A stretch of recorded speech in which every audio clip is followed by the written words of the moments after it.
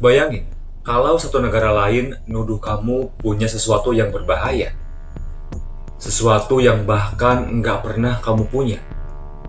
Tapi karena tuduhan itu, hidup kamu jadi hancur, keluarga kamu tercerai-berai, dan negara tempat kamu lahir luluh lantah sampai nggak bisa bangkit lagi. Itulah yang dialami seorang presiden yang bernama Saddam Hussein. Meskipun dirinya emang sering dianggap sebagai diktator karena rezimnya yang represif dan selalu menindas oposisi dengan kejam. Bahkan ia juga pernah melakukan invasi ke Kuwait pada tahun 1990 yang mengakibatkan Perang Teluk Parsi. Dan ia juga pernah menindas pemberontakan kaum Syiah dan Kurdi, termasuk serangan gas di Halabja pada tahun 1988. Yang menyebabkan ribuan orang tewas.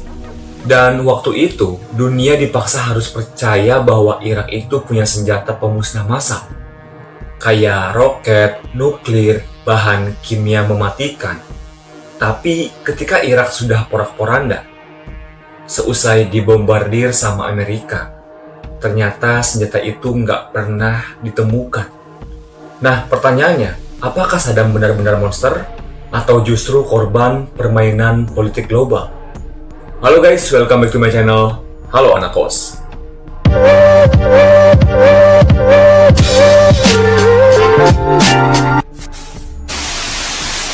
Jadi guys, video kali ini gue mau bahas kisah seorang mantan presiden Irak bernama Saddam Hussein yang katanya dituduh oleh negara adidaya kalau Saddam itu punya senjata pemusnah massal, dan akhirnya digulingkan bahkan dihukum mati guys. Pokoknya simak videonya sampai habis dan langsung aja yuk kita bahas. Jadi guys, buat kalian yang belum tahu, Saddam Hussein itu naik menjadi presiden Irak pada tahun 1979. Nah, di awal kepemimpinannya, Irak sebenarnya melaju cepat. Negara yang tadinya padang gurun berubah jadi pusat pendidikan, kesehatan, dan militer terkuat di Timur Tengah. Bukan cuma itu aja guys, bahkan gratis sekolah sampai kuliah, subsidi perumahan, bahkan perempuan bebas bekerja dan berpolitik. Irak tuh dulu disebut sebagai Swissnya Timur Tengah. Tapi masalahnya guys, Saddam Hussein ini terlalu vokal menentang dominasi Amerika dan sekutunya di wilayah Arab. Dan sejak saat itu, hidupnya mulai banyak ancaman. Seperti yang kita tahu ya, Irak itu punya cadangan minyak terbesar keempat di dunia. Dan Presiden Amerika pada masa itu sangat menyadari siapa yang menguasai minyak, ia menguasai dunia. Tapi Saddam Hussein memutuskan kalau minyak Irak itu hanya untuk rakyat Irak, bukan untuk perusahaan asing. Nah, keputusan ini bikin negara-negara barat panas. Singkat cerita, kemudian muncullah momen penting pada tahun 1990. Waktu itu, Irak menginvasi negara Kuwait.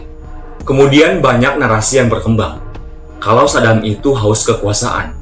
Padahal, dokumen sejarah menyebut konflik itu lebih rumit karena waktu itu, Kuwait dituduh mencuri minyak Irak lewat pengeboran miring atau pengeboran ilegal.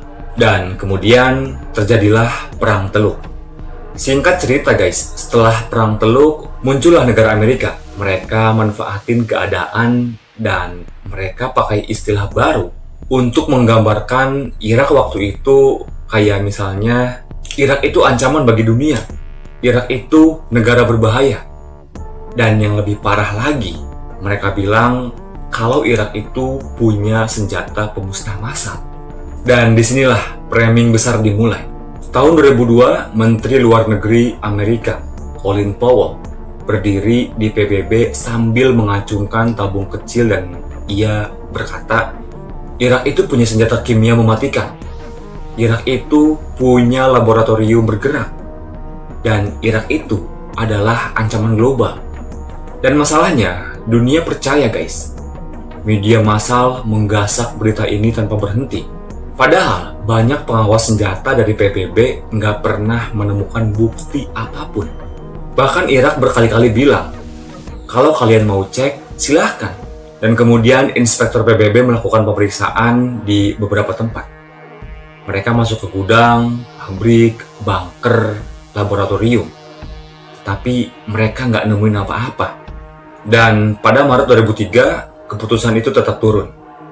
Irak harus diserang dengan dalih untuk menyelamatkan dunia. Maka dimulailah perang yang sebenarnya mungkin nggak pernah diperlukan, nggak harus dilakukan. Baghdad digempur selama berminggu-minggu. Kota yang tadinya modern mendadak kembali ke abad pertengahan. Dan Saddam Hussein ditangkap pada tahun 2003. Dia diadili dan akhirnya dihukum mati. Dan kemudian nih, di tahun-tahun berikutnya, satu persatu tokoh pemerintahan Amerika mulai mengakui kalau sebenarnya mereka tuh nggak pernah menemukan senjata pemusnah massal di Irak. Mereka bilang kalau informasinya ternyata salah. Dan bahkan Colin Powell akhirnya berkata kalau itu adalah noda dalam rekam jejakku. Damn. Tapi ya semuanya terlambat. Saddam udah tewas, Irak udah hancur. Dan setelah kepergian Saddam Hussein, banyak yang bilang kalau Saddam itu kejam. Emang benar, dia menguasai Irak dengan tangan besi, dengan rezimnya. Tapi fakta lainnya, waktu itu warga Irak dulu itu hidup aman. Harga makanan murah, pendidikan gratis, aset negara bukan milik perusahaan asing. Dan setelah Saddam jatuh, Irak terpecah jadi perang saudara. Terorisme muncul dan tumbuh. Minyak Irak dikelola perusahaan asing. Jadi pertanyaannya bukan soal Saddam baik atau jahat. Tapi pertanyaannya apakah skenario senjata pemusnah massal hanya alasan untuk merebut minyak Irak? Nah guys, Saddam Hussein mungkin bukan sosok yang sempurna. Tapi sejarah akan selalu ingat bagaimana sebuah tuduhan yang tidak terbukti mampu menghancurkan satu negara. Pelajaran pentingnya, kadang bukan siapa yang benar, tapi siapa yang paling berkuasa membentuk opini dunia. Nah guys, dan mungkin itu aja video gue kali ini. Terima kasih yang udah nonton, terima kasih yang udah subscribe. Thanks for watching, sampai jumpa di video berikutnya. Bye-bye.